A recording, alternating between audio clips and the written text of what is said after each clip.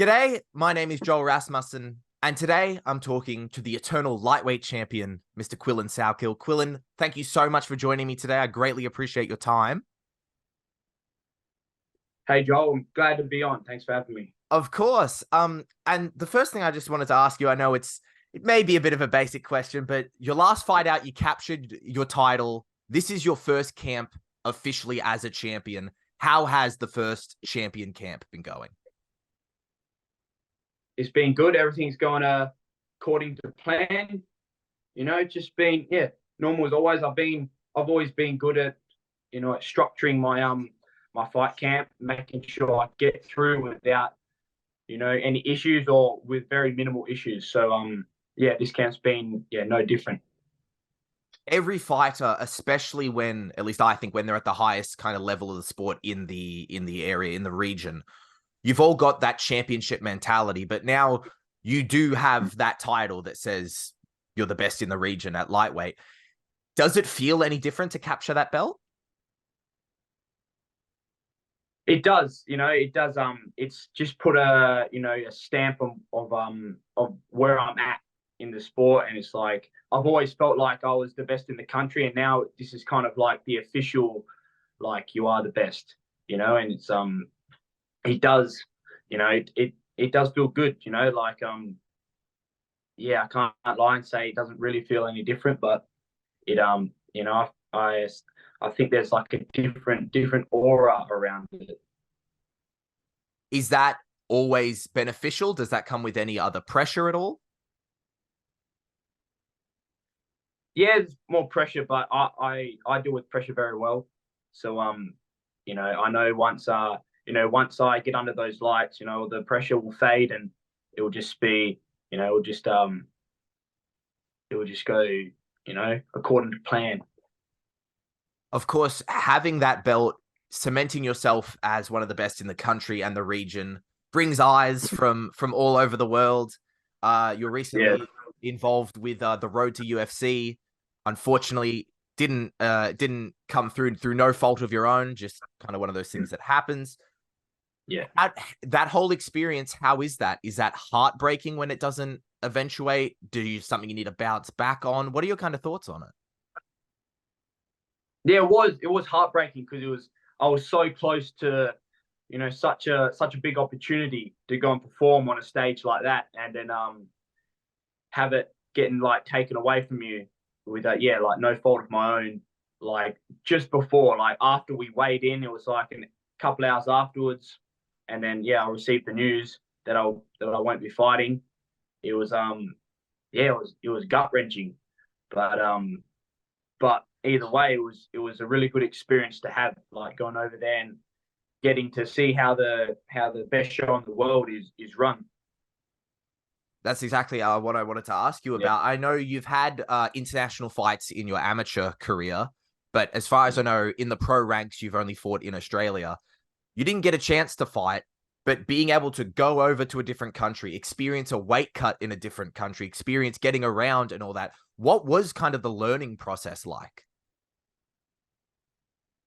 Yeah, it was the UFC team made it very easy for us. They looked after us very well and made everything all in one spot, in one area. So it was they made it very easy for us to navigate where to go.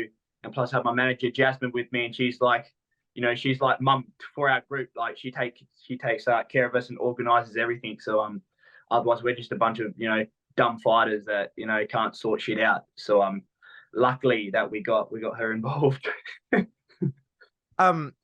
So with this, that shot falls through, you come back home and I don't know, did you immediately want to get booked? Was it something you immediately wanted to step back into the cage? Yes, I did. Yeah. I don't like to wait too long between my fights. Like I knew there was a couple of like contenders in the eternal lightweight division. So I want to get back in there and rack up more wins. It's a I understand as well, if I'm not mistaken, the road to UFC shot was somewhat short notice as well. Have you been almost in a moment of kind of perpetual camp where you've done one camp for one fight doesn't happen, come back home, immediately go into another camp? Pretty much. You're like, I'm I'm the kind of guy that's always kind of in like camp. Like I'm always training, and it's only like the last few weeks of like camp really where I push the pace more just to peak. But I always train the same. Always. I don't really go through like long camps, so I can take short notice fights on a few weeks, and then just push hard from there to peak my conditioning, and then I'm always ready to go. So you are a eternal champion. You are given this opportunity to fight the road to UFC, and now coming back to the regional scene, you were fighting someone who has fought on one before. That is not at Yeah. all kind of a bad lay of the land. I was just wondering, what do you think about what's going on in your career right now? Yeah, I don't know what to think. Like, I'm just happy. I'm just happy that yeah, I get to go and perform in front of home again. Like I love fighting in Perth, and especially having like an international opponent. I know the whole crowd's going to be obviously rooting for me, and it's going to be a lot of boos for my opponent, which is always cool. There was a few last time I got to experience. Yeah, a lot of people boo my opponent, so that's good. Like that's a good uplift for me, and yeah, just everything is going good. I find. With the Perth scene, I know the Perth MMA scene seems to just be going absolutely off at the moment. They get behind their fighters. There's heaps of talent coming out of that kind of area. Is it a thing of you mentioned there where like last time you fought, there's the people, they're all behind you. Outside of friends and family, are there like familiar faces? Do you keep going and you're like, this scene like really gets behind people? Yeah, I find that a lot of the MMA community in Perth everyone kind of knows each other, kind of thing. Like yeah, always see familiar faces at the Eternal shows, and everyone kind of knows who, like all the fighters in the area kind of know who each other are. So you captured your title with a 34-second win. You've got all finishes throughout your professional career. What kind of like confidence does that bring to a fighter? It's great. It's good to know that I can get the job done, wherever it may be, either on the feet, on the ground, anywhere in between. At this stage of my career, I have to get the finishes. They have to be. I have to dominate on the regional scene if I want to get to the UFC. Like I can't be, out here taking my time, just trying to play around, win boring decisions. I've got to finish every opponent I face. I was very fortunate. I had a conversation with your manager the other month at UFC Sydney, and we were talking about your career. And she mentioned that it's hard to get a lot of tape on you because fights finish and they finish quickly. What are Yeah, your? yeah, No, sorry. Please yeah, yeah. continue. Oh, I was saying, yeah, it's true. Like, yeah, it is fortunate. Like a lot of my finishes come like early. Always prepare for it to go like, yeah, go longer, go the distance, or go have a war. But yeah, it's been fortunate enough that I've been able to, catch my opponents, early on in the fights. So you're training for your first title defense, and I know you're training with Mr. Cody Haddon, who is looking to unify his title in Hex. What is the champ camp like? It's pretty brutal. It's a tough mat to be on. Especially on the sparring days. Having Cody there, and recently the Jones brothers have returned as well. And yeah, it's been hectic.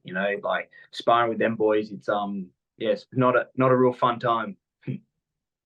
I know you guys have been coming up together. I know it's not exactly he showed up one day necessarily, but to see what you and Cody have kind of achieved, where you're both champions in your respective divisions in some of the best promotions in Australia.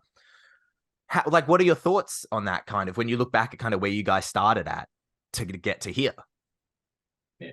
Yeah, I've always believed we'd get here, and I believe that we're going to go way further than we are now. You know, like I see Cody training so hard. When I first seen like Cody fight like way back like 2018, like when I only just first started training, and I've always like looked up to him still to this day. Like he's such a beast, and seeing his work ethic, like it's been something I've been trying to chase for ever, for my whole career. And it's good to see like the level that we're at now. We're able to push each other, and we're going to go very far. Uh, the MMA game, it's such a fast moving scene. Crazy things happen. You win the title on a 34-second knockout. You get the call to try to go for road to UFC, and you're obviously you're going to take that opportunity when it comes. Yeah. When you won your title afterwards, after you won your title, you said in a somewhat roadmap, 3 to 4 more fights, defend the belt, get the shot at the UFC. Has that plan changed at all? I don't think so. I think it's the same route. The only thing that's stopping me is my experience. Like 4-1. When I received the news that I wasn't fighting on road to UFC, that was pretty much the thing that was stopping me from getting like another shot. Was it's hard to match someone 4-1 in like on the UFC region. It's all I need is just a few more fights. Now, I reckon 3 more, and then I'm right there. I would never encourage a fighter to kind of look past an upcoming opponent. And I'm not asking necessarily for like who, but when you've kind of got that in your head, do you look at the scene? Do you kind of survey the land and think, all right, I'll go this person, then fight this person, then fight this person? Or is it one at a time? Generally, yeah, one at a time. But the guys in the local scene I do want to fight after this guy is obviously the number one contender in my division, David Martinez. And then afterwards, I would like to fight Josh Togo. Those two are, I find, are the best two in the country at the moment. And once I get past them, that there's no doubt that I should be in the UFC. Those are some absolutely fantastic matchups that I think everyone would love to see those fights, those fireworks. We talked a little bit just before this interview started. Thank you so much for your time. It is currently 9:40 in the morning for you. What does today look like? You're 2 weeks out from a fight. What am I interrupting? Today is Tuesday, so grappling day. So we wrestle hard in the morning. We got a very good wrestling practice under. We got a wrestling coach. We got Tom Barnes, who's he's such a great wrestler. It's been such a great addition to the gym. And then tonight, we got Nogi Jiu-Jitsu. So pretty much just put the gloves on, drill a bit, and then just grapple until I'm cooked. So yeah. Excellent. One more thing I did want to ask about. We were talking a little bit about the Perth scene, and you mentioned about everyone in the Perth scene. You kind of all seem to know each other. Can things like that make it difficult? Because in one end, these are people you may have to face, but also there's some great training over there. These people you might want to train with. How do you kind of balance that? Yeah, well, I think we're all kind of stick to, with our own teams. Like we kind of, we know each other, but I don't really cross train at all. I got my team who I train with. I've got all the partners I need in all the different areas of MMA. So I'm not looking to go and train anywhere else but with my team. But you are fighting in hometown of Perth, October 28th, Eternal 80. Quillan, thank you so much for your time. I really appreciate you talking to me today. Thanks for having me on, Joel. It's been a pleasure.